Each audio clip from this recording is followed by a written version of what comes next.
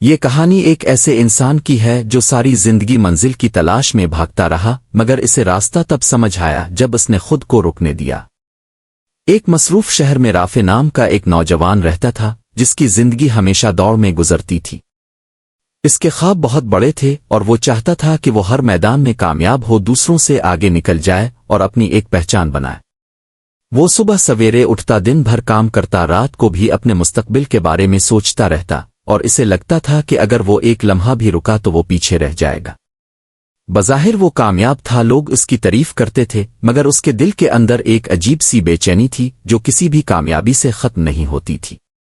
وہ جتنا زیادہ حاصل کرتا اتنا ہی اسے لگتا کہ ابھی بہت کچھ باقی ہے، جیسے کوئی منزل ہے جو نظر تو آتی ہے مگر کبھی قریب نہیں آتی۔ وہ اکثر خود سے کہتا کہ ابھی رکنے کا وقت نہیں، ابھی مزید محنت کرنی ہے، ابھی مزید حاصل کرنا ہے، اور اسی ابھی نہیں نے اس کی پوری زندگی کو ایک نہ ختم ہونے والی دوڑ میں بدل دیا تھا۔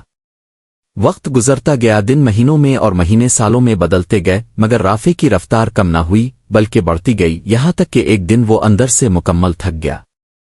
اس نے محسوس کیا کہ وہ جسمانی طور پر نہیں بلکہ روحانی طور پر تھک چکا ہے، جیسے اس کے اندر کچھ ختم ہو رہا ہو۔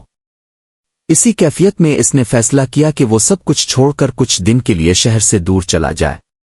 وہ بغیر کسی منصوبے کے نکل پڑا، بس چلتا رہا، یہاں تک کہ وہ ایک لمبے اور سنسان راستے پر پہنچ گیا جہاں نہ کوئی شور تھا، نہ کوئی ہجوم، نہ کوئی مقابلہ۔ راستہ سیدھا تھا مگر ختم ہوتا نظر نہیں آ رہا تھا۔ وہ چلتا رہا گھنٹوں، پھر شاید دنوں تک، مگر اسے لگا جیسے وہ وہیں کا وہیں ہے۔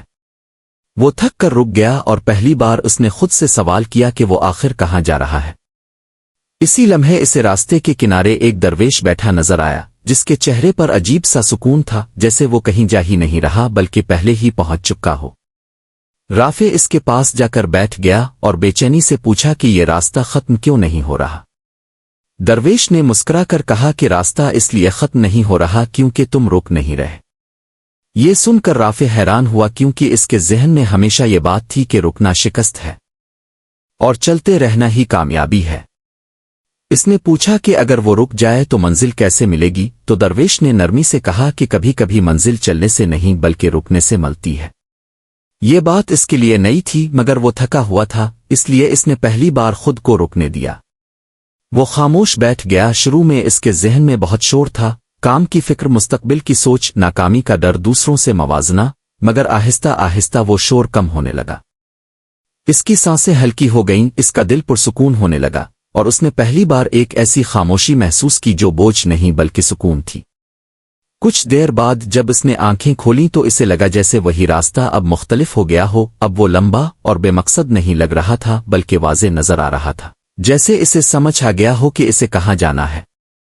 اس نے حیرت سے درویش سے پوچھا کہ یہ کیسے ہوا؟ تو درویش نے جواب دیا کہ راستہ نہیں بدلا، تمہاری نظر بدل گئی ہے۔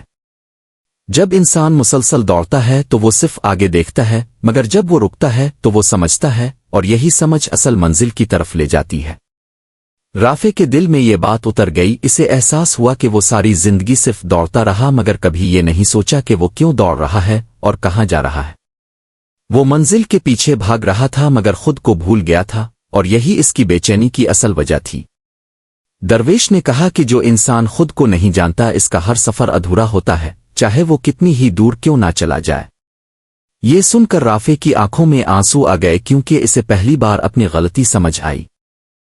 اس نے گہری سانس لی اور اس بار جب وہ اٹھا تو اس نے آہستہ آہستہ چلنا شروع کیا، مگر اب فرق یہ تھا کہ وہ دوڑ نہیں رہا تھا بلکہ سمجھ کر چل رہا تھا۔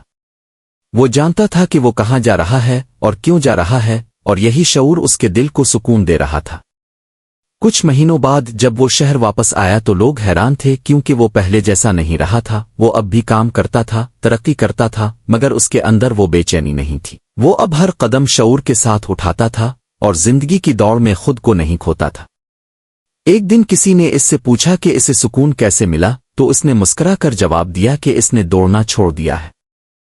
اس کہانی کا سبق یہی ہے کہ انسان ساری زندگی دوڑتا رہتا ہے مگر سکون اسے تب ملتا ہے جب وہ رک کر خود کو دیکھتا ہے، کیونکہ اصل سفر باہر نہیں بلکہ انسان کے اپنے اندر ہوتا ہے، اور جب انسان خود کو پا لیتا ہے تو ہر راستہ آسان ہو جاتا ہے۔